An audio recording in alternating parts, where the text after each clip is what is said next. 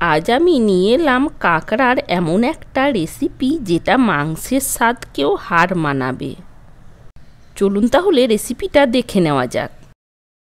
নিলাম 1 কিলো কাঁকড়া। কাঁকড়াটা বেশ ভালোভাবে ছাড়িয়ে নেওয়ার পর ধুয়ে নিয়েছি। আমি এই রেসিপিতে একটু বড় সাইজের কাঁকড়াটা ব্যবহার করেছি। আপনাদের মনের মতো যে কোনো কাঁকড়া আপনারা নিতে পারেন। এবার দিয়ে দিলাম সামান্য তেল। তেলটা আপনারা রান্নাতে যে যেমন ব্যবহার করেন সেই অনুযায়ী দিয়ে নেবেন। তেলটা একটু ছড়িয়ে নেওয়ার পর দিয়ে দিলাম কাঁকড়াগুলো। আপনারা চাইলে এইগুলো না ভেজেও মশলার মধ্যে দিয়ে কষিয়ে নিতে পারেন, কিন্তু এই রকমভাবে একটু ভেজে নিলে টেস্টটা বেশ ভালো আসে। 3 থেকে 4 মিনিট একটু ভালোভাবে নাড়াচাড়া করে এই কাঁকড়াগুলো একটু ভেজে নেব। 4 মিনিট মতো নাড়াচাড়া করে ভেজে নিয়েছি। এবার এগুলো নামিয়ে নেব। ওই প্যানের মধ্যেই দিয়ে দিলাম সামান্য সর্ষের তেল। তেলটা বেশ ভালোভাবে গরম হয়ে গেছে। এবার দিয়ে দিলাম সামান্য কালো জিরে। তার সাথে দিয়ে দিলাম সামান্য এলাচ। ফোড়ন থেকে একটা মিষ্টি সেন্ট বের হলে এর মধ্যে দিয়ে দিলাম কোচানো পেঁয়াজ। পেঁয়াজটা দেওয়ার পর কিছুক্ষণ একটু নাড়াচাড়া করে ভেজে নেব। 2 থেকে 2.5 মিনিট পেঁয়াজটা একটু নাড়াচাড়া করে নিলাম। দেখুন পেঁয়াজটা ভাজা হয়ে গেছে। এবার এর মধ্যে দিয়ে দিলাম 1/2 চামচ রসুনের পেস্ট।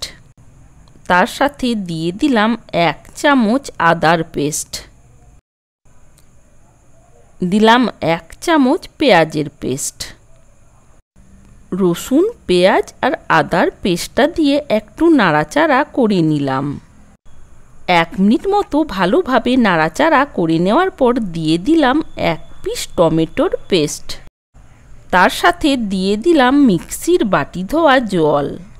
সব কিছু মশলা বেশ ভালোভাবে একটু নাড়াচাড়া করে নিলাম।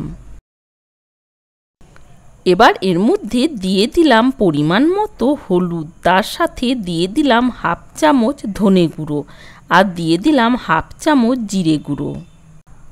এবার এর মধ্যে দিয়ে দিলাম সামান্য লঙ্কার গুঁড়ো। ঝালটা যে যেমন খান সেই হিসাবে দিয়ে নেবেন। সব কিছু মশলা দিয়ে দেওয়ার পর খুব ভালোভাবে একটু নাড়াচাড়া করে মশলাটা কষিয়ে নেব। মশলাটা যত ভালোভাবে কষাবেন এর টেস্টটা কিন্তু তত বাড়বে। এবার এর মধ্যে দিয়ে দিলাম পরিমাণ মতো লবণ। দিয়ে ঢাকা দিয়ে কিছুক্ষণ আমি কষিয়ে নেব। প্রায় 2 থেকে 2.5 মিনিটের জন্য একবার ঢাকা দিয়ে দিয়েছিলাম আর মশলাটাও বেশ ভালোভাবে কষিয়ে নিলাম। এবার এই মশলার মধ্যে দিয়ে দিলাম 5 পিস গোটা পেঁয়াজ। ছোট সাইজের 5 পিস গোটা পেঁয়াজ এর মধ্যে দিয়ে দেওয়ার পর খুব ভালোভাবে একটু মশলাটা কষিয়ে নেব।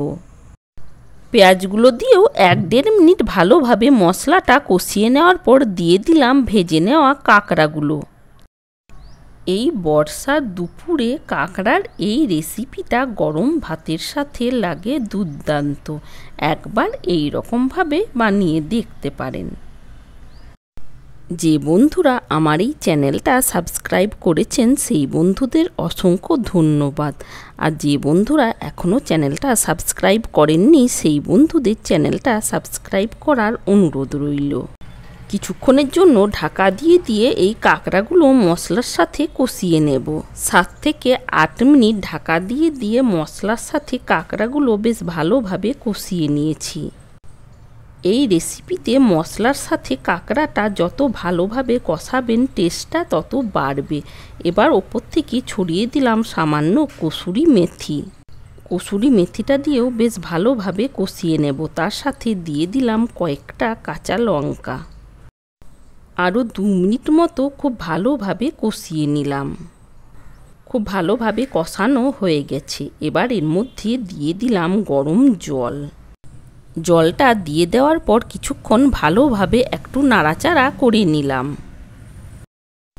আরও কিছুটা পরিমাণ জল দিয়ে আমি 10 মিনিটের জন্য ঢাকা দিয়ে রেখে দিলাম। 10 মিনিট পর ঢাকাটা খুলে নিলাম। দেখুন তৈরি হয়ে গেছে। খুব ভালোভাবে একটু নাড়াচাড়া করে নিলাম। আপনারা চাইলে এর মধ্যে সামান্য গরম মশলা আর ঘি ছড়িয়ে নামিয়ে নিতে পারেন। আমি আর ঘিয়ের ব্যবহার করলাম না।